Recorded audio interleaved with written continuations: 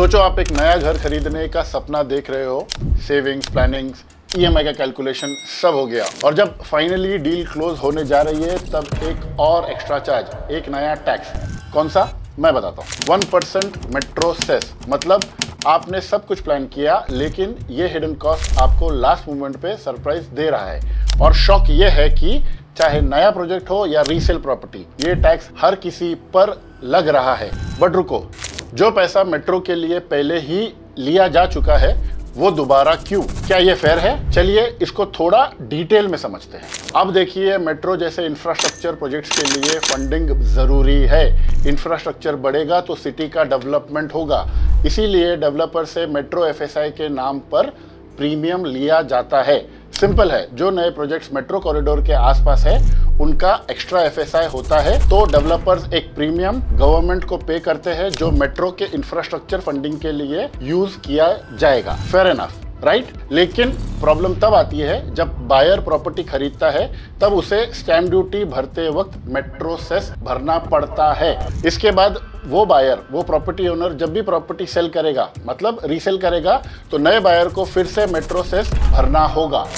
Triple tax, यानी 3 गुना लगा देगा। ठीक है? 3 गुना तो नहीं, बट डबल टैक्स जरूर हो रहा है। ये बात सिर्फ मेट्रो कॉरिडोर की नहीं है। This is a blanket rule for all properties, B it residential, commercial, plot, सब पर वही रूल लागू है। क्या ये प्रॉपर्टी ओनरशिप अननेसेसरीली महंगा नहीं बना रहा? अब आप सोचिए, हड़पसर, कोंडवा, पीसीएमसी, भोसरी, वाघोली, लोहगांव, इन जगहों पर मेट्रो कनेक्टिविटी या तो अब तक नहीं आई है या फिर प्लानिंग में भी नहीं है, लेकिन यहाँ भी लोगों को ये मेट्रो सेस 1% देना पड़ रहा है। मतलब जो सर्विस आपको मिले ना मिले उसका पैसा आपको देना होगा। क्या ये सही है? अपस्केल प्रॉपर्टीज पर हमेशा फेयर और ट्रांसपेरेंट रियल एस्टेट प्रैक्टिस को हम सपोर्ट करते हैं और हमारा कहना सिंपल है, स्टैम्प ड्यूटी के साथ मेट्रो सेस लगाने का सिस्टम दोबारा रिव्यू हो। मेट्रो प्रोजेक्ट्स पुणे के ग्रोथ के लिए बहुत जरूरी है, पर फंडिंग का बर्डन मुझे लगता है फेयरली डिस्ट्रीब्यूट होना चाहिए, एक ही इंडस्ट्री पे बर्डन डाले बिना। अगर आपको भी लगता है कि ये अनफेयर है तो इस मुद्दे पर आवाज उठनी चाहिए।